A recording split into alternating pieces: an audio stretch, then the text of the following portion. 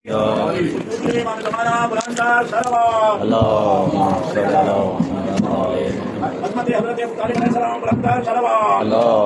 صل على محمد وآل محمد. رحم الله من يقرأ الفاتحة. بسم الله الرحمن الرحيم. الحمد لله رب العالمين الرحمن الرحيم مالك يوم الدين. إياك نعبد وإياك نستعين.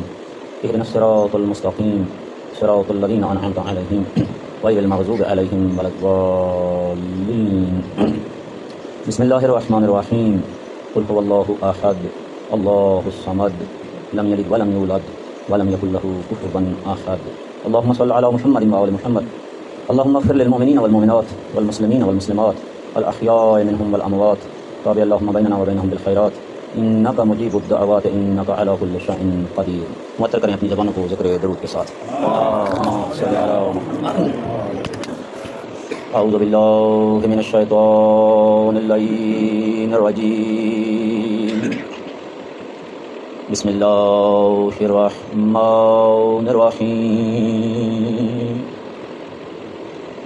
الحمد للہ رب العالمین بارئ الخلائق اجمعین. والصلاة والسلام على سید الانبیاء وخاتم النبیین حبیبنا وحبیب الہ العالمین ابی القاسم محمد. اللہم صل علی محمد وآلہ الطیبین الطاہرین المعصومین ولعن الدائم على اعدائهم اجمعین من الآن إلى يوم الدين. السلام على الحسين وعلى علي بن الحسين وعلى أولاد الحسين وعلى أصحاب الحسين جميعا ورحمة الله وبركاته. اللهم صل على محمد. ارباب دانش، عزاداران سید الشہداء، ماہ مبارک محرم کی بہرحال پہلے عشرے کی تاریخیں اب اپنے اختتام کو پہنچ چکی ہیں. شاید ایک دن یا دو دن باقی ہم مظلوم کربلا کے دسترخوان پہ مہمان ہیں. جو خداوند متعال کا لطف اور نعمت مخصوص ہے اس پہلے عشرے کے ساتھ، ہمارے استاد فرماتے ہیں وہ باقی ایام کے ساتھ مخصوص نہیں.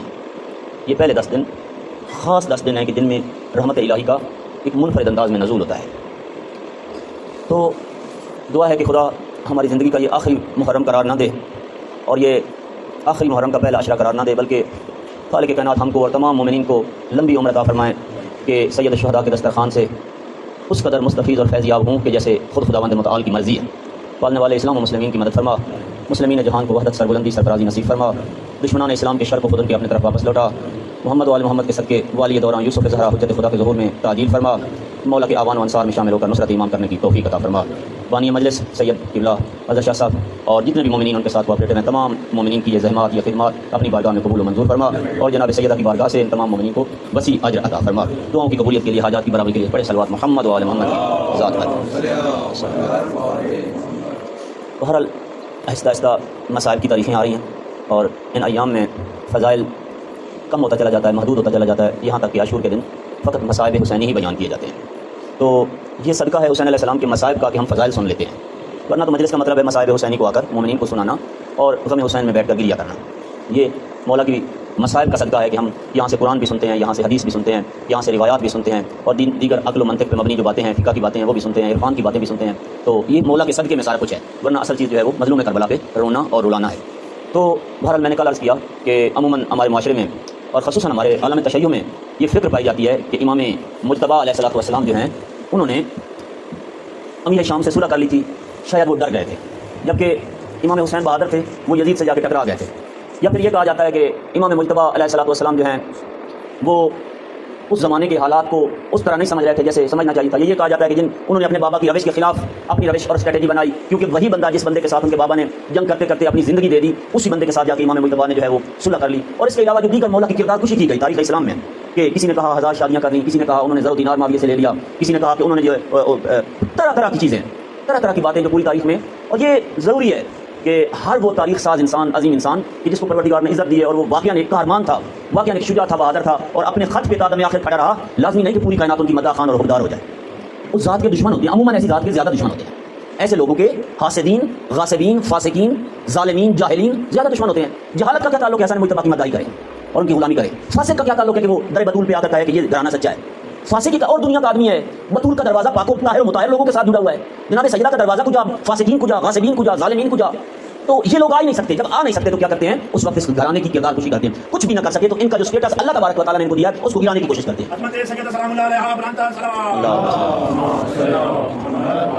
اس کو گرانے کی کوشش کرتے ہیں، اس کو گھٹانے کی کوشش، یہاں تک کہ عام لوگوں کے برابر ان ذات والا صفات کو لانے کی کوشش کرتے ہیں. کہ نہ یہ عام لوگ تھے جیسے دوسرے لوگ تھے، یہ بھی عام لوگ تھے. تو تعریف دو طرح سے ہوتی ہے. شہید مرتضیٰ مطہری فرماتے ہیں ایک تعریف لفظی ہوتی ہے، ایک تعریف معنوی ہوتی ہے. تو پہلے تو تعریف لفظی کا زمانہ رہا جب تک یہ میڈیا، سوشل میڈیا ایکٹیو نہیں تھا. تو تعریف لفظی تھی. اصلاً وہ احادیث، وہ روایات، وہ آیات الہی جو اہل بیت عصمت و طہارت کی عظمت و سربلندی و سرفرازی و قیادت و سیادت کے اوپر دلالت کرتی تھی، وہ بتائی نہیں جاتی تھی لوگوں کو. یعنی کس قدر پوری تاریخ میں وہ حدیثیں چھپانے کی کوشش کی گئی جو امیر المومنین علی سے وابستہ اور جڑی ہوئی تھی. پچھلے دنوں سوشل میڈیا پہ ایک میسج چل رہا تھا، تقریباً 40-50 حدیثیں انہوں نے لکھی ہوئی تھی کہ جس کا ٹائٹل انہوں نے یہ دیا کہ عموماً تو لوگوں نے حدیث کو کلیکٹ کرنے میں میلوں سفر کیا اور کوششیں کی اور دھکے کھائے کہ کہیں سے ہمیں کوئی حدیث مل جائے، لیکن یہ وہ احادیث ہیں جن کو 1400 سال سے علماء چھپاتے چلے آ رہے ہیں اور بڑی ہمت کے ساتھ، کوشش کے ساتھ چھپانے کی کوشش کرتے چلے آئے ہیں کہ کہیں لوگوں کو یہ پتہ نہ چل جائے کہ علی علیہ السلام نفس رسول ہے اور رسول اللہ کے بعد ان کی مسند کے وارث اور مالک. جن میں پیغمبر گرامی اسلام نے فرمایا کہ یا علی انت منی بمنزلۃ ہارون من موسیٰ الا لا نبی بعدی. اب جناب موسیٰ کے بعد کوئی 3 لوگ یا 4 لوگ اور موسیٰ کی مسند پہ بیٹھے تھے، پھر جناب ہارون کو خلافت ملی تھی. تو مطلب یہ ہے کہ بعض احادیث چھپائی جاتی رہی. اب چونکہ زمانے نے کروٹ بدلی، اب وہ جو چھپا رہے تھے اب پلک جھپکنے سے پہلے وہ شرقی عالم سے غربی عالم تک باتیں پہنچ جاتی ہیں. اب چھپا نہیں سکتے. اب جب چھپا نہیں سکتے تو ایک نیا طریقہ اپنا لیا. نیا طریقہ کیا ہے؟ اب تعریف معنوی کر رہے ہیں. تعریف لفظی کی بجائے، البتہ کہ تعریف لفظی کے ساتھ ساتھ معنوی کے ساتھ ساتھ تعریف لفظی بھی اور معنوی دونوں پہلے ہوتی تھی، لیکن لفظی زیادہ تھی، چھپا دیتے تھے، احادیث بھی چھپا دیتے تھے، روایات کو بھی چھپا دیتے تھے. جب کبھی اہل بیت عصمت و طہارت کی عظمت پہ مبنی روایات یا آیات بیان کی جاتی تھی ان کا مفہوم بدل دیتے تھے، ان کا معنی بدل دیتے تھے، مفہوم بدل دیتے تھے. لفظوں کے ہیر پھیر سے ان کے مفاہیم بدل دیتے تھے. مثلا ہمیں استاد بتایا کرتے تھے کہ اردو زبان کا ایک جملہ ہے کہ روکو مت جانے دو. مطلب کیا ہے؟ ان کو روکو یہاں پہ. اسی کو بدلنے کے لیے کیا کریں گے؟ روکو مت جانے دو. روکو مت جانے دو مطلب کیا ہے؟ آپ ان کو جانے دو. وہی لفظ، وہی جملہ، وہی الفاظ، ٹھیک ہے، ادائیگی کے ساتھ ان کا معنی بدل دیا. پہلے والا معنی کہ ان کو یہاں پہ روکو جانے نہیں دینا، دوسرے کا معنی نہ ہر حال میں ان کو جانے دو. تعریف معنوی. رسول اللہ نے فرمایا کہ من کنت مولا فہذا علی مولا، کہ جس جس کا میں مولا اس کا علی مولا. تعریف معنوی میں انہوں نے کہا نا یہ معنویت کے معنوں میں آتا ہے مولا. نہ اس کا مطلب یہ تھا کہ رسول اللہ کہہ رہے تھے جس جس کا میں بادشاہ ہوں اس کا میرے بعد علی بادشاہ. نہ کہا نا یہ تو اسپرچوئل بات ہے، یہ تو معنویت کی بات ہے، روحانیت کی بات ہے. ہاں ہم بھی مانتے ہیں کہ مولا علی علیہ السلام جو ہے وہ واقعی سب سے افضل ہے، سب سے. اے بندہ خدا، اگر مانتے ہو علی سب سے افضل ہے تو پھر خدا کو تم جو ہے زیر سوال کرا دے رہے ہو. کہاں خدا کی جو لکھی ہوئی سرنوشت اور خداوند متعال کا جو حکم ہے اس کے مطابق کہاں لکھا ہے کہ کوئی مفضول کسی فاضل کا حاکم اور بادشاہ بن جائے؟ خدا بھی تو مطلب لگاتی ہو کہ خدا چاہتا ہے کہ مفضول حاکم بن جائے اور فاضل اس کا محکوم بن جائے.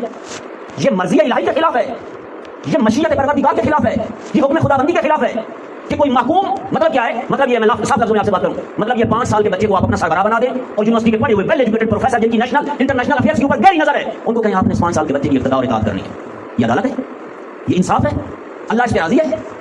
ایک جاہل کو، ایک نادان کو ہم اپنا لیڈر بنا رہے ہیں اور ایک ویل ایجوکیٹڈ آدمی کو جس کی نیشنل انٹرنیشنل افیئرز کے اوپر گہری نظر ہے اس کو ہم اس کا محکوم اور غلام بنا رہے ہیں اور کہہ رہے ہیں کہ آپ نے اس بچے کی اطاعت کرنی ہے. لہٰذا عدل الہی کو چیلنج کرنے کے برابر ہے، قہر خدا کو دعوت دینے کے برابر ہے، عذاب الہی کو دعوت دینے کے برابر ہے کہ کسی فاضل کو آپ مفضول کا غلام بنا دیں اور تابع بنا دیں اور پھر کہیں یہ تو اللہ کی مرضی ہے. اللہ پہ تو مت نہ لگائیں. اللہ نے کبھی بھی ایسا نہ کیا ہے، نہ کرتا ہے، نہ کرے گا کہ کسی کم علم والے کو کسی بڑے عالم کے اوپر اس کا حاکم بنا دے. مگر اللہ خود نہیں قرآن میں فرما رہا هل يستوي الذين يعلمون والذين لا يعلمون. وہ جو جانتے ہیں اور وہ جو نہیں جانتے کیا یہ برابر ہے؟ کیا عالم و جاہل برابر ہے؟ کیا سیاہ اور سفید برابر ہے؟ کیا دن اور رات برابر ہے؟ کیا زمین اور آسمان برابر ہے؟ بابا عالم سو جائے، جاہل ساری رات مصلی عبادت پہ کھڑا رہے. پیغمبر فرماتے ہیں اللہ کو اس عالم کا سو جانا اس عابد کی عبادت سے زیادہ عزیز ہے اور پسند ہے. اب اللہ نے کہا ہے کہ کوئی فاضل کسی مفضول کا تابع بن جائے.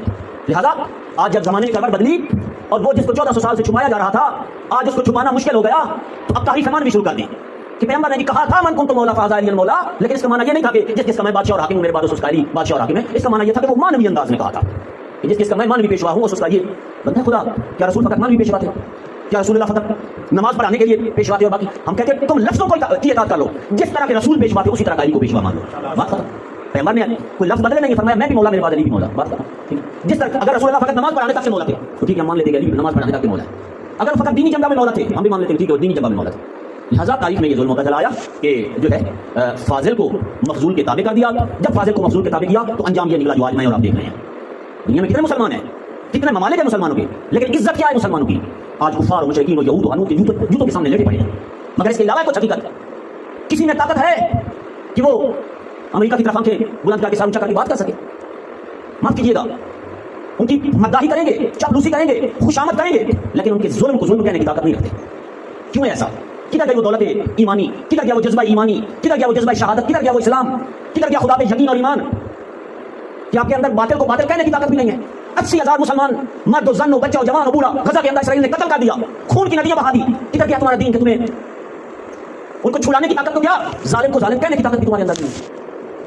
پچھلے دنوں کا واقعہ آپ نے خود دیکھا کہ خواجہ آصف نے اپنے اس پہ ایک ٹویٹ کیا اور انہوں نے لکھا کہ مثلا اسرائیل ایک شیطانی اور منحوس ریاست ہے. چند ہی منٹوں سے پہلے ان کا وہ ٹویٹ ڈیلیٹ کر دیا گیا. آپ نے کیوں لکھا ہے اسرائیل ایک شیطانی اور ظالم اور قاتل ریاست ہے؟ دیکھیں کتنے اسٹیٹس آدمی ہے, کتنے اسٹیٹس آدمی, اس میں اتنی طاقت نہیں کہ غلطی سے ایک جملہ لکھ سکے تو وہ جملے کی پاسداری کر سکے. اتنی طاقت نہیں ہے ہمارے اندر. ایسا کیوں ہوا ہے؟ ایسا ہمارے پاس ایٹم بم ہے. ایک ایٹمی طاقت رکھنے والا ملک, اس کا وزیر دفاع یہ کہہ دے کہ اس نے 80,000 بچہ ہمارا قتل کیا لہٰذا یہ ظالم ہے, اور وہ اپنی بات کو پانی نہ لگا سکے اور اس کو اپنی بات اور الفاظ واپس لینے پڑے. اس کو ہم کیا سمجھیں گے؟ اس کو ہم کیا سمجھیں؟ یہ اسلام کے اقتدار کا زمانہ ہے, یہ اسلام کی عزت کا زمانہ ہے, اسلام کی سربلندی کا زمانہ ہے, یہ ذلت و پستی کا زمانہ ہے, یہ یہود و حنود و ان کے قدموں میں لیٹنے کا زمانہ ہے, ان کے جوتے چاٹنے کا زمانہ ہے. یہ سے ہم گزر رہے ہیں. اسلام اس لیے نہیں آیا تھا کہ ہم یہود ہمارے بچے قتل کر دیں اور ہمارے اندر اتنی طاقت بھی نہ ہو کہ ہم نے کہا کہ تم نے ہمارے بچے قتل کیوں کی ہے. ایسا کیوں ہوا؟ میرے عزیز, ایسا میرا اور آپ کا دیا دھرا نہیں ہے, اس کی روٹ سوجائے پیچھے جاتی ہیں. جب سے تم نے فاضل کو مفضول کے تابع کیا, اس کی بنیادیں وہاں پہ جاتی ہیں. جس دن سے علی جیسے فاضل امام کو آپ نے پیچھے ہٹایا, اور دشمن ہمیں جانتا ہے, ہماری روٹس کو جانتا ہے, ہمارے بلیفس کو جانتا ہے, ہماری خامیوں کو جانتا ہے. یہی وجہ ہے وہ صبح شام اس کو پالش کرتا ہے, اس کو ہوا دیتا ہے, اس کے اوپر ڈالر خرچ کرتا ہے کہ یہ سلسلہ برقرار رہے. یعنی دیکھیں ہم کس زمانے سے گزر رہے ہیں, وہ زمانہ جس کو آزادی زبان اور فلاں آزادی افکار فلاں فلاں فلاں فلاں. ہم نے اتنی طاقت نہیں کہ ہم 1400 سال پرانی جو تاریخ ہے کہ جو کچھ ہوا ہے تاریخ میں اس کو لکھا ہے, مورخین نے قلم بند کیا ہے, اپنے بچوں کو بتا سکے ممبر پہ آ کے کہ جنگ جمل میں یہ لوگ تھے, انہوں نے یہ کیا, جنگ صفین میں یہ لوگ تھے, انہوں نے یہ کیا. جیسے ہی بتائیں گے پتہ ہو جائے گا, FIR درج ہو جائے گا. اور جنہوں نے تقریباً فریقین کے جو رائٹرز ہیں, آتھرز ہیں اور مورخین ہیں, وہ متفق ہیں کہ جنگ جمل اور جنگ صفین میں لیس دین 80,000 تابعین اور صحابہ قتل ہوئے ہیں. وہ خون کسی قدر پہ ہے, وہ خون کے ہم کسی صحابی کے بارے میں بات کریں ہماری اوپر FIR ہو جاتی ہے. اور جنہوں نے ان کا خون بہایا ہے ان کے بارے میں کیا ہے؟ کچھ تو ان کے ساتھ بھی کرو نا, کوئی فیصلہ تو ان کے بارے میں بھی دو. ہم اس زمانے سے گزر رہے ہیں کہ ادھر وہ ظالم کسی کو صحابی کو قتل کر دے تو رضی اللہ ہے, میں وہی داستان اپنے بچے کو سنا دوں تو میرے اوپر FIR ہے. ہم اس زمانے سے گزر رہے ہیں اور یہ پری پلانڈ ہے. ایسا نہیں ہے کہ حادثاتی ہو رہا ہے. اس نقطۂ نظر کو اور اس دیدگاہ کو باقاعدہ طور پہ محفوظ کیا جاتا ہے, بچایا جاتا ہے. کچھ نادانوں کو اس کا پیچھے سے سپورٹر بنایا جاتا ہے کہ وہ مجھ کو اور آپ کو مجبور کریں اس بات پر کہ کہو قاتل بھی رضی اللہ, مقتول بھی رضی اللہ, ظالم بھی رضی اللہ, مظلوم بھی رضی اللہ. اب اس اللہ کے بارے میں بندہ کا کیا نظریہ قائم ہو جائے گا کہ جو قاتل کو بھی کہہ رہا ہے کہ تو بھی ٹھیک ہے اور مقتول کو بھی کہہ رہا ہے تو بھی ٹھیک ہے. وہ کیسا خدا ہے کہ جو ظالم کو بھی کہتا ہے تو بھی ٹھیک ہے اور مظلوم کو بھی کہتا ہے تو بھی ٹھیک ہے. ہم اس اللہ کے بارے میں کیا اپنی رائے قائم کریں؟ لہٰذا یہ وہ مظالم ہیں جو اسی طرح جو تاریخ اسلام میں ہوتے چلے ہیں, آج بھی ہو رہے ہیں ہمارے اوپر. اس کی روٹس میرے عزیزوں پیچھے جاتی ہے. میں سمجھائیے اپنی کتاب میں صبح بھی اس مجلس کے لیے چونکہ میں نے کیا تھا, میں آج کی گفتگو مختصر کروں گا امام مجتبیٰ کے نام. میں دیکھ رہا تھا امام خامنہ فرما رہے ہیں کہ امام مجتبیٰ کا جہاد رسول اللہ سے مشکل تھا. امام حسن مجتبیٰ کا جہاد رسول اللہ کے جہاد سے مشکل تھا. وہ کیسے؟ فرمایا وہ اس طرح کہ جب رسول اللہ جہاد کر رہے تھے اس وقت کفر لباس کفر میں تھا, لیکن جب امام مجتبیٰ جہاد کر رہے تھے اس وقت کفر لباس اسلام میں آ گیا تھا. اس وقت کفر لباس اسلام کی نقاب پہن کے سامنے آ گیا تھا. اب جو کافر کے ساتھ جنگ کرنا آسان ہے یا منافق کے ساتھ جو کلمہ پڑھ رہا ہے, آپ کے ہاتھ میں بھی قرآن ہے, اس کے ہاتھ میں بھی قرآن ہے, آپ بھی نماز پڑھ رہے ہیں وہ بھی نماز پڑھ رہا ہے, آپ بھی اذان دے رہے ہیں وہ بھی اذان دے رہا ہے. ابن ابی الحدید معتزلی شرح نہج البلاغہ میں لکھتے ہیں ایک جگہ پہ آ کے مجھے علی کی مظلومیت پہ بہت رونا آیا. وہ کہتے ہیں کہ وہ کون سی جگہ ہے جہاں مجھے علی کی مظلومیت پہ ایک جگہ پہ آ کے بہت رونا آیا.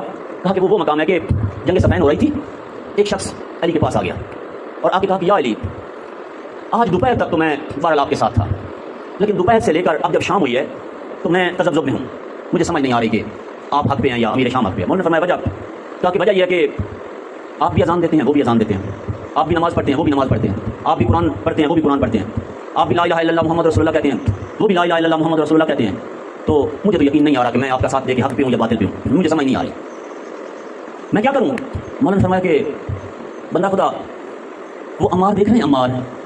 اس نے کہا ہاں. مولانا نے فرمایا جا عمار کے پاس چلا جا, وہ تجھے بتائے گا کہ حق پر کون ہے. ابن ابی الحدید کہتے ہیں کہ میں نے مجھے رونا اس بات پہ آیا کہ پیغمبر گرامی اسلام نے سینکڑوں مرتبہ فرمایا تھا الحق مع علی و علی مع الحق، القرآن مع علی و علی مع القرآن، سینکڑوں مرتبہ فرمایا تھا، لیکن لوگوں کو یاد نہ رہا۔ ایک دفعہ فرمایا تھا عمار تقتل لک فیۃ الباغیہ، عمار آپ کو ایک باغی گروہ قتل کرے گا، وہ لوگوں کو یاد رہ گیا۔ ایک دفعہ فرمایا تھا کہ عمار تجھے باغی گروہ قتل کرے گا، وہ یاد رہ گیا۔ سینکڑوں دفعہ فرمایا تھا کہ علی حق کے ساتھ اور حق علی کے ساتھ، وہ بھول گیا۔ کہتا مجھے علی کی مظلومیت پہ اتنا رونا آیا، اتنا رونا آیا، میں دیر تک بیٹھ کے روتا رہا۔ جب یہ بندہ خدا عمار کے پاس گیا تو عمار سے کہا عمار وہی واقعہ جو مولا علی سے ڈسکس کیا، یہ ہوا۔ عمار نے فرمایا دیکھ رہے ہو؟ کہا دیکھ رہا ہوں۔ عمار نے کہا میں نے اس کو 2-3 دفعہ پہلے بھی دیکھا ہے۔ کہا کیسے؟ کہا ایک دفعہ غزوہ بدر میں دیکھا تھا، اس دفعہ یہ پرچم ابو جہل، عتبہ بن ربیعہ، ابو لہب اور یہ جو ابو سفیان، ان لوگوں نے اٹھایا ہوا تھا کہ ایک طرف یہ لوگ تھے، دوسری طرف رسول گرامی اسلام تھے۔ دوسری دفعہ یہی پرچم میں نے غزوہ احد میں دیکھا، اس وقت بھی 3000 کفار و مشرکین نے اس پرچم کو اٹھایا ہوا تھا کہ جن کو کمانڈ کر رہے تھے ابو سفیان، اور دوسری طرف رسول اللہ تھے۔ آج یہ پرچم میں صفین میں دیکھ رہا ہوں، وہی پرچم ہے، صرف چہرے بدلے ہیں۔ تو آج یہ پرچم جو ہے ان کے وارثوں کے ہاتھ میں ہے، لیکن چہرے بدل گئے ہیں۔ جو وہ لوگ تھے وہ چلے گئے ہیں، اب ان کی اولادیں ہیں، پرچم بھائی اٹھایا ہوا ہے۔ اب سمجھ گئے ہو کہ میں کیا کہنا چاہتا ہوں؟ کہا اور وضاحت کریں۔ کہا وضاحت یہ ہے کہ رسول خدا سے سنا تھا نا عمار تقتل لک فیۃ الباغیہ، کہا کہا یہی دیکھ لے کہ عمار کن کی پارٹی میں کھڑا ہے، میں باغیوں کے ساتھ، میں کس کے ساتھ کھڑا ہوں، کس کے مقابلے میں کھڑا ہوں۔ کہا اب مجھے یقین آ گیا، اب مجھے یقین آ گیا کہ یہ علی کا لشکر حق پہ ہے۔ جب عمار شہید ہو گئے تو کسی نے کہا امیر شام سے جا کر کہ مثلا تم تو باغی ہو، کہا کیسے؟ کہا رسول اللہ نے فرمایا تھا کہ عمار تقتل لک فیۃ الباغیہ، آپ کو باغی گروہ قتل کرے گا، تو آپ نے عمار کو قتل کیا۔ امیر شام نے اور اس کے ساتھی نے عمرو بن عاص نے یہ کہا کہ نہ ہم نے عمار کو قتل کیا، عمار کو علی نے قتل کیا۔ کہا وہ کیسے؟ کہا دیکھیں جنگ میں ان کو علی لے آیا یا ہم لے آئے ہیں؟ جو جنگ میں لے آیا اسی نے ان کو قتل کیا، جو جنگ میں لے آیا اسی نے قتل کیا، نہ وہ جنگ میں آتا نہ وہ قتل ہوتا۔ تاریخ مانوی، تاریخ مانوی۔ لہٰذا امام خامنائی فرماتے ہیں کہ حکومت جو ہے فقط برائے نام رہ گئی تھی، اسلام کا اوپر خول رہ گیا تھا، اندر اسلام نام کی کوئی چیز نہ تھی۔ امام مجتبیٰ کا زمانہ بیان کرتے ہیں، اندر اسلام نام کی کوئی چیز نہیں تھی کہ جس کے اوپر بندہ کہہ سکے کہ یہ عمل دوبارہ اسلامی تھا، خول فقط اوپر چڑھا ہوا تھا۔ امام مجتبیٰ دوسری بات جو امام خامنائی فرماتے ہیں اپنی کتاب میں، وہ یہ فرماتے ہیں کہ بعض لوگ یہ کہتے ہیں کہ امام حسن مجتبیٰ کو چاہیے تھا کہ باپ کے راستے پہ چلتے رہیں اور جا کے بے شک اپنی جان دیتے ہیں تو دے دیں۔ امام خامنائی فرماتے ہیں میرے مطابق اس طرح جان دینا خودکشی ہے، یہ شہادت نہیں ہے، یہ خودکشی ہے۔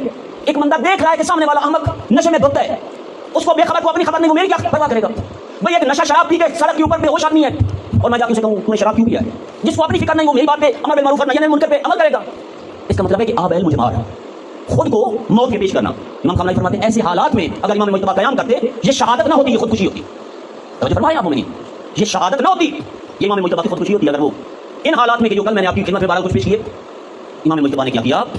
امام مجتبیٰ نے دیکھیں جو وار اسٹریٹجیز کے ایکسپرٹ ہیں، جو جنگی ٹیکنیکس اور قوانین جانتے ہیں، ان کو یہ پتہ ہے کہ جنگ کا ایک ہنر اور ایک حربہ یہ ہوتا ہے کہ اگر آپ دیکھ رہے ہیں کہ دشمن آپ کو ڈیفیٹ کر رہا ہے، شکست دے رہا ہے، آپ تھوڑی دیر کے لیے عقب نشینی کر لیں، عقب نشینی کر لیں تاکہ آپ دوبارہ اچھی تیاری کے ساتھ حملہ کریں۔ امام مجتبیٰ نے یہی کیا۔ امام مجتبیٰ صلح کرنا یعنی وہی تھوڑی دیر کے لیے پیچھے ہٹنا تاکہ کربلا کے لیے لوگوں کو تیار کیا جا سکے۔ یعنی جنگ ختم ہو جاتی تو امام حسین کیوں بعد میں جنگ کرتے؟ جنگ ختم نہیں ہوئی تھی، امام مجتبیٰ کی یہ ٹیکنیک تھی وار کی اور جنگ کی کہ جب دیکھا کہ عبید اللہ ابن عباس 8000 کا لشکر لے کر رات کو امیر شام کے پاس چلا گیا ہے، مولانا نے فرمایا میں کس پہ اعتماد کروں، کس پہ باقی رہ گئے کہ ان کے اوپر میں اعتماد کروں کہ وہ میرے ساتھ کھڑے رہیں گے۔ اس کا مطلب یہ ہے کہ یہ عنقریب میرے ہاتھ باندھ کر امیر شام کے سامنے پیش کریں گے۔ عنقریب جو انہی کے اندر چند مخصوص کہ جو اپنی جان اور خون تن من دھن ہر شے قربان کرنے کو تیار ہے، شیعہ وہ نامینیٹ ہو جائیں گے، ہائی لائٹ ہو جائیں گے، واضح ہو جائیں گے، امیر شام کی گردنیں کاٹ دے گا، زمین پر اللہ کی زمین پر شیعت نام کی چیز ختم ہو جائے گی۔ مولانا یہ ساری چیزیں سمجھ رہے تھے۔ میں آج ایک عام تحلیل کر اور تجزیہ نگار یہ بات سمجھ سکتا کیا امام مجتبیٰ کو اس بات کی سمجھ نہ تھی؟ مولانا تو سمجھ تھی اور 1000 گنا ہم سے زیادہ سمجھ تھی، ہزاروں گنا ملین اپان ملین بار ہم سے زیادہ سمجھ تھی کہ امام علیہ السلام کیا کرنے جا رہے ہیں۔ لہٰذا امام نے صلح کی، یعنی کیا؟ سلوات پڑھتے ہو تھوڑا آگے آ جائیں، مومنین کو جگہ سلوات پڑھتے ہو تھوڑا آگے۔ اللہم صلی اللہم صلی نعرہ تکبیر، اللہ اکبر، نعرہ رسالت، سلیمان علیہ حیدری، یا علی یا اللہم صلی علی محمد۔ تو امام نے جنگ کا وہ طریقہ اپنایا کہ فی الحال پیچھے ہٹتے ہیں، تھوڑی سی عقب نشینی کرتے ہیں تاکہ حسین کو کربلا کے لیے تیار کیا جا سکے۔ حسین علیہ السلام کو کربلا کے لیے ان کا اصلی چہرہ کربلا کے بعد دنیا نے دیکھنا تھا، کربلا سے پہلے یہ کھل کے سامنے نہیں آ سکتے تھے۔ وہ جنگ واقعہ ایک سیاسی جنگ ہو جاتی کہ جیسے پہلے والی جنگوں کو سیاسی رنگ اور شکل دے دی گئی ہے۔ کوئی کہتا ہے کہ وہ اسلام کی جنگیں ہیں، کوئی کہتا ہے وہ حق و باطل کی جنگیں ہیں، رکھیں ان کے ساتھ اوپر قرآن، یہ کہتے ہیں حق و باطل کی جنگیں ہیں، یہ کوئی نہیں کہتا وہ حکومت کی جنگ تھی، اقتدار کی جنگ تھی۔ وہ لوگ بھی اقتدار چاہتے تھے، علی علیہ السلام بھی اقتدار چاہتے تھے، لیکن ہاں ہم یہ کہتے ہیں کہ علی علیہ السلام ٹھیک تھے، وہ تھے ٹھیک کیونکہ وہ رسمی خلیفہ تھے۔ لہٰذا امام علیہ السلام نے عقب نشینی کی تاکہ کربلا تیار کی جا سکے، اور کربلا تیار ہوئی کہ کربلا کے بعد جو ان کو تاریخ اسلام میں جو کچھ ان کو ملا آج ہم دیکھ نہیں گئے۔ بے شک جو کچھ بھی حالات ہیں، لیکن ہر عاقل و بالغ اور ہر چھوٹا بڑا ہر بوڑھا بچہ یہ جانتا ہے کہ یزید مردہ آباد ہے، حسین زندہ باد ہے۔ یہ کربلا کے بعد کے حالات اور کربلا کی تاثیر ہے، ورنہ آپ کسی حاکم کو بادشاہ کو برا کہتے دیکھیں۔ یہ آج جتنا عالم اسلام ہے، یہ یزید ابن معاویہ اس کا تنہا ترین سردار تھا۔ مصر اس کے پاس تھا، ایران اس کے پاس تھا، عراق اس کے پاس تھا، جورڈن اس کے پاس تھا، لبنان اس کے پاس تھا، فلسطین اس کے پاس تھا، یمن اس کے پاس تھا، ماڈرن سعودی عربیہ اس کے پاس تھا، یہاں تک کہ مسلمانوں کی فوجیں ہندوستان تک آ گئی تھی۔ और इधर मिस्र से आगे निकल रही थी। इतनी सल्तनत का तनहा तरीन सरदार और उसके नाम को लानत बना दिया जाए, ये करबला का असर है। ये करबला का असर है कि लफ्ज़ यजीद लानत बन गया है। किसी में है ताकत तो अपने बेटे का नाम यजीद रख के देखे, और अगर आपने चेक करना है तो बाहर निकल के किसी आम आदमी को यजीद कह के देखे, जवाब मिल जाएगा उसी जगह। किसी आम अनपढ़ आदमी को कह दे यजीद, उसी वक्त पता चल जाएगा। लफ्ज़ यजीद गाली बन गया और लानत बन गया, ये करबला का असर है। और ये इमाम मुज्तबा की वार स्ट्रेटेजी का असर है कि जिसमें मौला ने थोड़ी देर के लिए अकब नशीनी की ताकि हुसैन को करबला के लिए तैयार किया जा सके। इंशाअल्लाह अगर आप मोमिनीन ने इजाज़त दी, मैं चाहता था सुल्हुल हसन के ऊपर बात करूं, लेकिन वक्त ने मेरा साथ नहीं दिया। वक्त मेरा तमाम हो गया, मसाइब के अय्याम है और रोने और रुलाने के दिन है। तो अगर मौका मिला तो इंशाअल्लाह कल भी मैं इसी मौजू को थोड़ा सा आपकी खिदमत में पेश करूं, ताकि ये हमारे इश्काल और ये हमारे ज़हन में पैदा होने वाले इमाम मुज्तबा के बारे में गलत अफकार, इनका मुदावा हो सके। और हमारी यूनिवर्सिटी मजलिस हुसैन है, ये हुसैनी यूनिवर्सिटी है कि जहाँ से हमने शियत कहाँ से सीखी है? इन्हीं मजालिस से सीखी है। कितने लोग हैं हमने जिन्होंने जाके मदरसों में शियत सीखी है? हमने मजालिस में मकतब हुसैन में बैठकर शियत सीखी है। तो यहाँ पे वो मौज़ूआत बयान होने चाहिए जो हमारे वक्त की ज़रूरत है, जो हमारे वक्त की ज़रूरत है। इंशाअल्लाह अगर आपने इजाज़त दी तो कल भी मैं इसी मौजू को आपकी खिदमत में पेश करूँगा। बहरहाल आज बाबुल हवाई से इस्तग़ासा करने का दिन है। गदाई करें अबू फज़ल अब्बास से आज के दिन। और उलमा फरमाते हैं कि बाबुल हवाई से गदाई करने का जो बेहतरीन तरीका है वो ये है कि जनाब उम्मुल बनीन के दरवाजे पर चले जाएं, बीबी को वसीला बनाएं और बीबी को वसीला बना के अब्बास के दरवाजे में। मैंने अर्ज़ किया इस कदर बाबसीरत थी ये बीबी कि जब दर बतूल पे आई तो ज़ैनब कुलसूम दरवाजे पे आ गई, हसनैन शरीफैन दरवाजे पे आ गए, बीबी दरवाजे पे रुकी हुई हैं, अमीर अल-मोमिनीन नींद रुके हुए हैं। आके अर्ज़ की कि बच्चों ने कहा माँ घर में दाखिल हूँ, घर में तशरीफ़ लाएँ। कहा बच्चों जब तक माँ कहते रहोगे मैं घर में दाखिल नहीं होंगी। मैं ज़हरा के बच्चों की माँ बनकर नहीं कनीज़ बनकर आई हूँ। मैं जनाब सैयदा के बच्चों की कनीज़ बनकर आई हूँ, माँ बनकर नहीं आई। अजर को मदद खुदा जानता है। जनाब उम्मुल बनीन फातिमा अल किलाबिया, जनाब उम्मुल बनीन का नसब भी रसूलुल्लाह के नसब से जाके मिलता है। हसब नसब के एतबार से कम न थी, लेकिन अदब का ये तकाजा था कि बच्चों से कहती है मैं आपकी माँ नहीं कनीज़ बनकर आई हूँ, कनीज़ बनकर आई। बचपन में ही अपने बच्चों से कहा बच्चों खबरदार कभी तुम हुसैन और ज़ैनब को अपना भाई और बहन कहो, वो बतूल के बच्चे हैं, तुम उनकी कनीज़ के बच्चे हो, मगर गुलाम कभी बहन और भाई हुआ करते हैं। यही वजह थी कि फिर अबू फज़ल अब्बास हमेशा इमाम हुसैन को कहते थे सैयदी व मौलाई अबी अब्दुल्लाह हुसैन, अपने आप को हमेशा उनका गुलाम कहलवाते थे। रिवायत बताती है जब ये कारवान चलने लगा करबला की तरफ, सभी ने आकर इमाम हुसैन को मना किया, सभी ने आके कहा कि आका ना जाएं, किसी ने कहा बीवियों को ना लेके जाएं, किसी ने कहा बच्चों को ना लेके जाएं। लेकिन इतनी बाबसीरत थी ये बीबी, रात के वक्त आई और हुसैन अलैहिस्सलाम से आकर पूछती है बेटा हुसैन किधर जा रहे हो? कहा माँ सफ़र दरपेश है। कहा हर तरफ जाना, करबला। जब करबला बीबी ने फरमाया जब करबला जाएं और करबला में माँ ज़हरा से मुलाकात हो तो मेरा सलाम कह देना। हुसैन जब करबला में माँ ज़हरा से मुलाकात हो तो मेरा सलाम कह देना। फिर अपने बच्चों को बुलाया, कहा अब्बास और दीगर उनके भाइयों आओ मेरी बात सुनो। अलग लेके गई, कहा अब्बास हुसैन के साथ जा रहे हो, अगर हुसैन वापस आए तो वापस आना, नहीं तो वापस ना आना। ये थी वफा जो अब्बास को माँ के दूध में मिली थी, जो अब्बास को माँ के दूध में मिली थी। 7 मुहर्रम से पानी बंद हो गया। ये जो हम अबू फज़ल अब्बास को सक्का कहते हैं ना, वो इसलिए कहते हैं कि पानी के बंद हो जाने के बावजूद भी अब्बास पानी लाते रहे। दरिया पे पहरे थे, फौजें खड़ी हो गई थी, ये अब्बास की शुजाअत और जुर्रत थी कि पानी पे पहरा होने के बावजूद भी पानी ले आते थे, इसलिए कहते हैं सक्काए हुसैनी, सक्काए हुसैन। लिहाजा रिवायत बताती है कि जंग 9 को ख़त्म हो जानी थी, लेकिन मेरे मौला ने शाम के नज़दीक खैमे के दरवाजे पे बैठे हैं, एक दफ़ा मेरे मौला सैयद शुहदा की आंख लगी। गोया हुसैन इतने इत्मीनान में थे कि लश्करों में चारों तरफ से घिरे हुए हैं, लेकिन फिर भी सुकून में है, कोई नफ्स मुतमइन्ना जो मैंने अर्ज़ किया वो सुकून है। एक मरतबा जनाब ज़ैनब कुबरा आगे बढ़ी, कहा भैया हुसैन मुझे लगता है हमारे खैमों का मुहासरा किया जा रहा है, लश्कर हमारे खैमों की तरफ बढ़ रहे हैं। हुसैन अलैहिस्सलाम ने देखा तो वाक़ईअन लश्कर इब्न ज़ियाद बढ़ रहा था। हुसैन ने फरमाया अब्बास जाओ और लश्कर वालों से कहो कि मेरे आका फरमा रहे हैं, हुसैन इब्न अली फरमा रहे हैं कि मैंने आज रात इबादत इलाही को विदा करना है, लिहाजा जंग कल होगी। अब्बास गए और लश्कर के सामने जाके अली का अली बेटा खड़ा हो गया। फरमाया ओ शिया अबू सुफियान और यजीद वालों यहीं पे रुक जाओ। तारीफ कहती है, मक्तल कहती है जैसे चलता हुआ पानी एक दफ़ा रुक जाता है, सारा का सारा लश्कर वहीं पे रुक गया। अली के बेटे की आवाज़ में हैबत इतनी थी, हैबत ही इतनी थी। जनाब अब्बास ने फरमाया मेरे सरदार कह रहे हैं कि जंग आज नहीं कल होगी। बहरहाल कुछ देर उनके दरमियान इख्तिलाफ हुआ, लेकिन तय पाया कि जंग कल होगी। कल का दिन जब तलू हुआ, हुसैन अलैहिस्सलाम का दफ्तर कुर्बानी खुला। कभी औलाद जफ़र आगे बढ़ी, कभी औलाद अकील आगे बढ़ी, कभी असहाब आगे बढ़े, कभी अंसार आगे बढ़े। जब सभी कुर्बान हो चुके, अब्बास इब्न अली आगे बढ़े। कहा आका अब मेरा सीना गमों से पुर हो गया है, इससे ज़्यादा मैं अब गम देख नहीं सकता, आका मुझे भी मौत की इजाज़त दीजिए। यकीनन इमाम हुसैन ने फरमाया कि अब्बास आप तो मेरे लश्कर के सिपा सालार हैं, आप तो मेरी फ़ौज के अलमबरदार हैं। अदब का सर झुका के कहा आका वो लश्कर किधर है जिसका मैं सिपा सालार हूँ, वो फ़ौज कहाँ है जिसका? आका किधर मेरा लश्कर चला गया, मुझे भी उधर ही जाने की इजाज़त दीजिए। हुसैन मौला ने फरमाया अब्बास जब तक आपके हाथ में ये अलम बुलंद है ना, खैमों में बैठी बीवियों और बच्चों को इत्मीनान है कि अभी हमारे पर्दे बचाने वाला मौजूद है।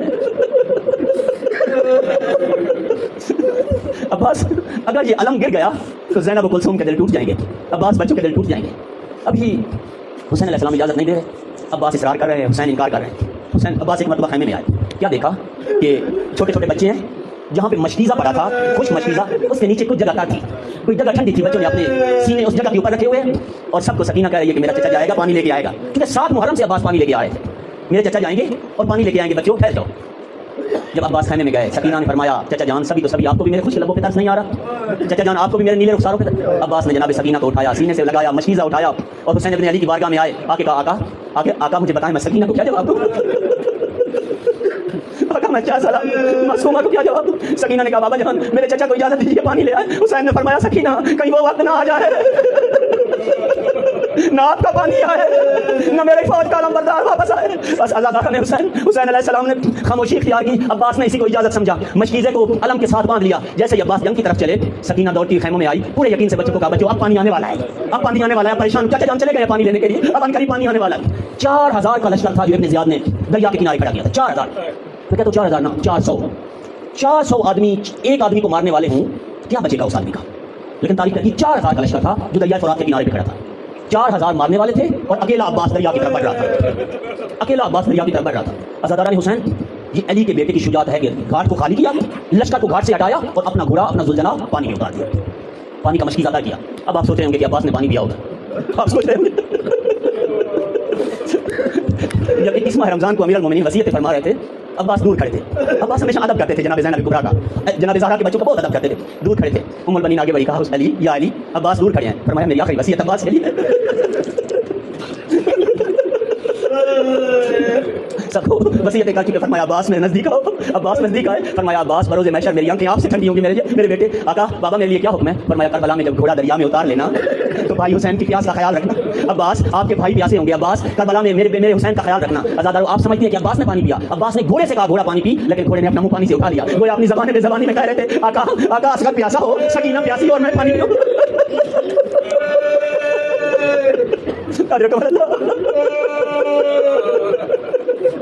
اپنی آنکھوں سے التماس کرو، یہ دسترخوان حسینی قریب لپٹ جائے گا، اپنی آنکھوں سے التماس کریں، آج نہیں رونا تو اور کس وقت رونا ہے؟ مولا فرماتے ہیں جو آنکھ ہمیں شبیر میں روتی ہے قیامت کی گرمی میں اور دھوپ میں اور سختی میں وہ آنکھ نہیں ہوئے گی۔ اپنی آنکھوں سے التماس کرو، میری آنکھ میرا ساتھ دے، میں ہمیں شبیر میں بیٹھ کر تو بہا سکوں۔ عزاداران حسین عباس نے مشکیزہ اٹھایا اور دوبارہ خیام کی طرف چلے۔ ابن زیاد آگے بڑھا، کہا لشکر والو تلواریں ٹوٹتی ہیں ٹوٹ جائیں، سر کٹتے ہیں کٹ جائیں، کچھ بھی ہوتا ہے ہو جائے، لیکن حسین کے خیموں تک پانی کا ایک قطرہ نہ پہنچنے پائے، ایک قطرہ نہ پہنچنے پائے۔ لیکن کس کی طاقت تھی کہ وہ علی کے بیٹے کے سامنے آ سکے؟ کس کی طاقت تھی وہ عباس کے سامنے سے آ کے مقابلہ کر سکے؟ کوئی مقابلہ نہیں کر پا رہا تھا۔ عباس اپنا گھوڑا خیام کی طرف بڑھا رہے تھے، یا ایک ملعون نے چھپ کر وار کیا، عباس کا دایاں ہاتھ کٹ گیا۔ ہاتھ کا کٹنا تھا جب مشکیزے کو جلدی سے اپنے بائیں بازو میں ڈال دیا، جب دوبارہ وار ہوا بایاں بازو کٹا، اب عباس نے مشکیزہ اپنے منہ میں پکڑ لیا، لیکن ایک تیر آیا وہ مشکیزے میں لگا، پانی زمین پر گر گیا، مشکیزے سے پانی گرا، سکینہ کی امیدیں ٹوٹ گئی۔ عزادارو عباس جنگ کر رہے ہیں، ادھر در خیمہ پہ سبھی بیٹیاں دیکھ رہی ہیں۔ آپ نے دیکھا نا کہ جب پہلی دفعہ جناب عباس کا بازو کٹا، ایک دفعہ علم جھکا، ایک دفعہ علم جھکا، ادھر علم جھکا، ادھر زینب کبریٰ کا دل ٹوٹا، ایک دفعہ دل ٹوٹا۔ عباس نے فوراً علم سنبھالا، دوسرے ہاتھ میں پکڑ لیا، اب جب دوسرا ہاتھ پھٹا علم گرنے لگا۔ عزادارو آؤ یا حسین کا دل سنبھال لو یا عباس کا گلتا ہوا علم تھام لو۔ عزاداران حسین یہی وجہ ہے کہ آج عباس کے مرید علم کو اٹھا کے رکھتے ہیں۔ بس عزاداران حسین جب مشکیزے سے پانی گر گیا، اب عباس نے دعا کی، پالنے والے اگر میں یہ پانی خیمے تک نہیں پہنچا سکا تو میرا جنازہ بھی سکینہ کے سامنے نہ جائے، میرا جنازہ بھی خیموں میں نہ جائے۔ یہ کہنا تھا یا ایک مرتبہ ہرمل نے تیر مارا، عباس کی آنکھ میں آ کر پیوست ہو گیا، میرے آقا نے تیر نکالنا چاہا لیکن تیر نہ نکال سکے، ابھی تیر نکالنے میں ہی مشغول تھے۔ یا ایک ملعون آگے بڑھا، کہا عباس سنا تھا آپ بہت بہادر ہیں، آپ علی کے علی بیٹے ہیں، بہت جنگ کرتے ہیں آپ، عباس آؤ نا میرے سے جنگ کرو۔ عباس نے کہا ملعون اس وقت آئے ہو جب میرے ہاتھ کٹ چکے ہیں، اس وقت آئے ہو جب میرے ہاتھ کٹ چکے ہیں۔ عزادارو اس ظالم کو دس نہ آیا، اس نے میرے مولا کے سر میں گرز مارا، وزین ذوالجناح پہ سنبھل نہ سکے، وزین سے گرتے ہوئے کہا یا اخا ادرکنی، آقا جان غلام کا آخری سلام قبول کیجیے۔ کسی جنازے پہ کسی شہید کی لاش پہ آ کے حسین نے یہ نہیں فرمایا، عباس کی لاش پہ آئے آ کر حسین نے کہا عباس الان ان کا سر ظاہری، اب میری کمر ٹوٹ گئی ہے میرے بھائی۔ وسيعلم الذين ظلموا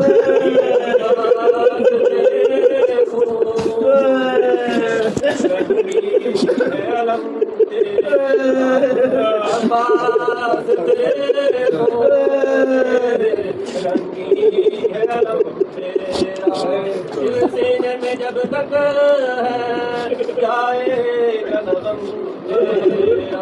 عباس تیرے رنگی ہے رم تیرا، ٹوٹی جو قبر چینی بس دو ہی تو جگ میں تھے، ٹوٹی جو قبر تھے ایک فکر تھی زینب کی اور دوسرا غم تیرا مشکار علم سرور دریا سے اٹھا لائے مشکار علم سرور دریا سے اٹھا لائے زینب سے اٹھا ہوگا کس طرح غم تیرا ایسے جری جب تو دریا کو سدھارا تھا مجھ سکینہ میں یاسین میں دم دیا بہتے ہوئے پانی میں تصویر سکینہ تھی دم دے دیا دریا سے اٹھا نہ قدم تیرا دل سینے میں جب تک ہے جائے نہ دم تیرا من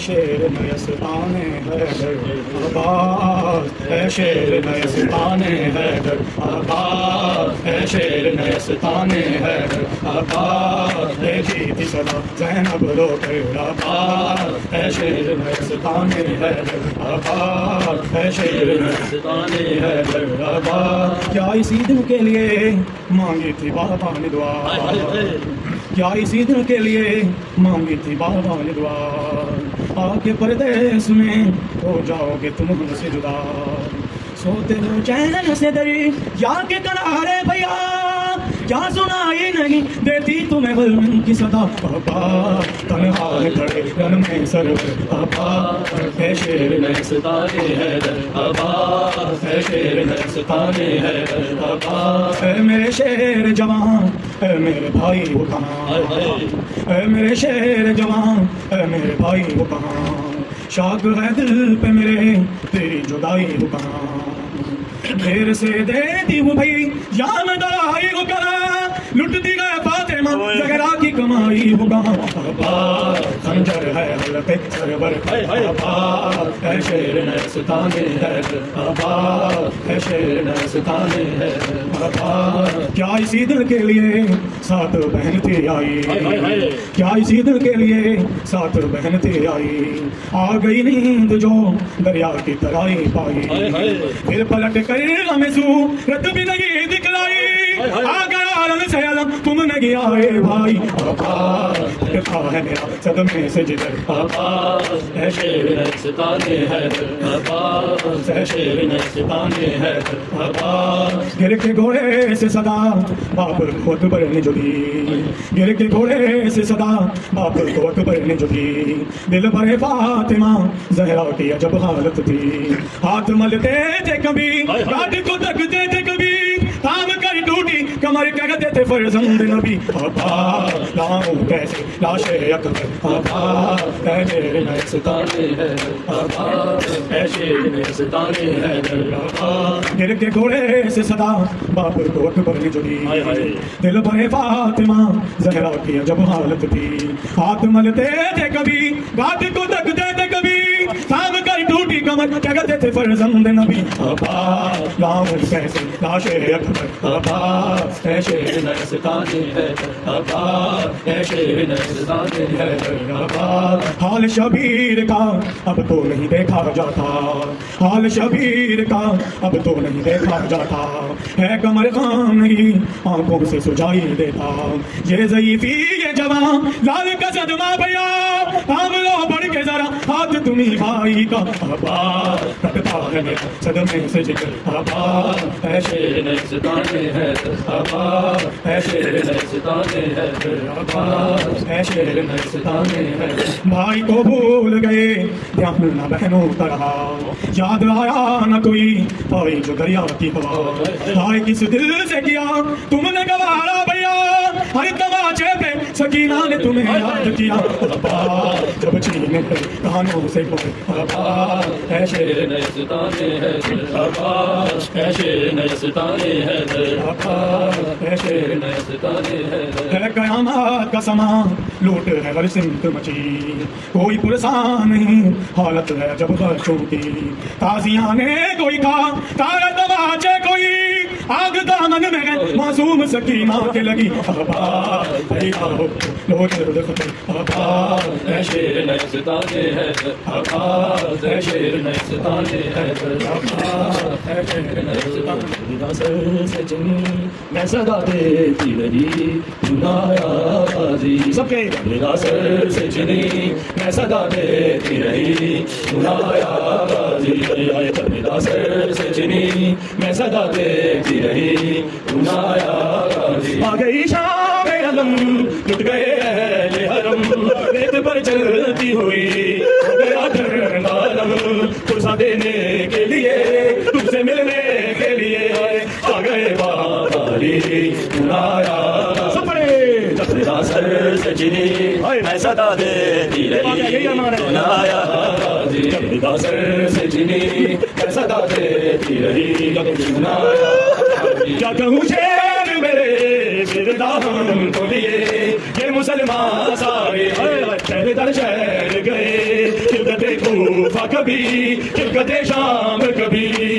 بارہا ہم کے ہنسی چنایا غازی سب جب میرا سر سے چنی میں صدا دیتی رہی چنایا غازی اتنی بے بازی بہن اے شہنشاہ وفا نام لیتے تیرا جب یہ ظالم نے کہا ناز تھا جس کے تجھے اب بلاؤ نہ اسے اور میں روتی رہی چنایا غازی جب میرا سر سے چنی میں صدا دیتی رہی چنایا غازی کیا کہوں شیر میرے دامن کو لیے یہ مسلمان سارے ہیں شہر در شہر گئے خلقت کوفہ کبھی خلقت شام کبھی بارہا ہم کے ہنسی چنایا غازی سب میرا سر سے چنی میں صدا دیتی رہی چنایا غازی اتنی بے بازی بہن اے شہنشاہ وفا تیرے بازو نہ کٹے